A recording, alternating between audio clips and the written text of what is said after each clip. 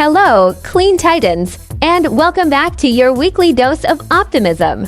I'm your host, Ali, and this week the headlines are filled with incredible new records, bold new business models, and a look at the future of manufacturing and energy infrastructure.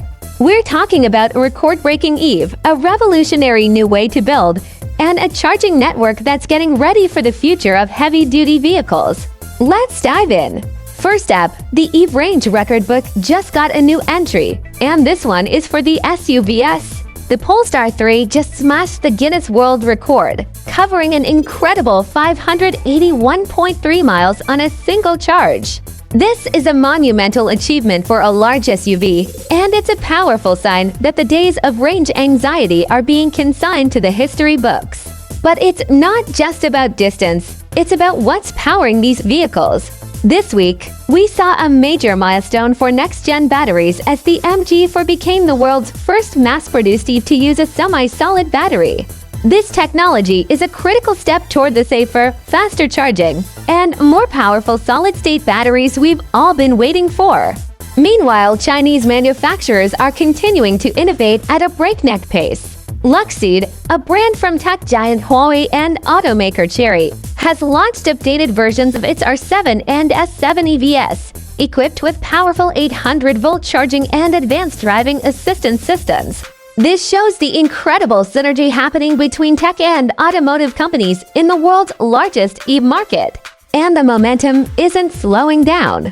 Bila Solar, a new U.S. solar manufacturer, is partnering with Origami Solar to introduce a 550W solar panel with a U.S.-made steel frame and U.S.-made cells. This will make it easier for developers to access the 10% domestic content bonus adder from the Inflation Reduction Act. This is a huge win for local manufacturing and green jobs right here in America. Beyond the automotive sector, we're seeing a new wave of innovation in how we build, how we generate energy, and how we move it. What if we could turn plastic waste into a next-gen building material? That's exactly what the Repurposing Plastic project is doing in New Mexico. Their ready walls are made from crushed plastic, providing a smart, lightweight, and insulated solution to a growing pollution problem. It's a brilliant example of a circular economy in action. And what if we could turn the air itself into drinking water? Scientists at MIT have developed an atmospheric water harvester based on an absorbent hydrogel that can squeeze clean water out of the air even in the extreme conditions of Death Valley. This kind of off-grid solution could be a game-changer for the 2.2 billion people who lack access to safe drinking water. On a global scale, the renewables revolution is taking hold in Africa. A new report from the energy think tank Ember shows that imports of solar panels are up 60% across 20 African nations. This explosive growth is a powerful sign that the continent is embracing clean energy and building a more resilient future.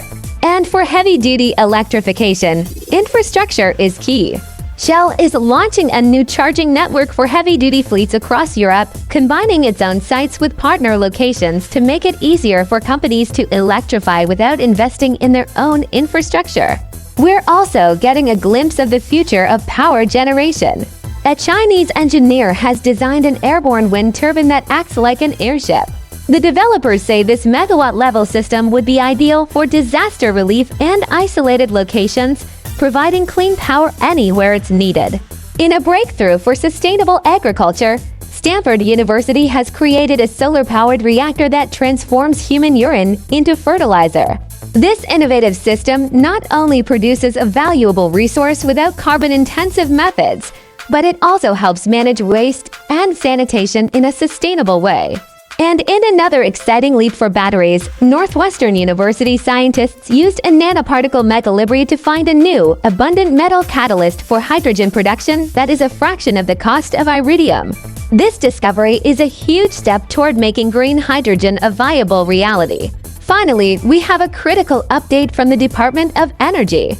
They have announced a $1 billion funding program to support domestic manufacturing of renewable energy equipment, including solar cells, ingot wafers, and polysilicon.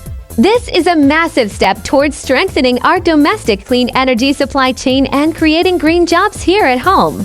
This week, we've seen innovation at every level, from a record-breaking SUV that defies expectations to a new way of building with recycled plastic. It's clear that the clean energy revolution isn't just about making things better. It's about making things possible. That's all the good news we have for you this week. If you like what you saw, hit that subscribe button. Together, we can be part of the change. And you've been watching Clean Titans. See you next week.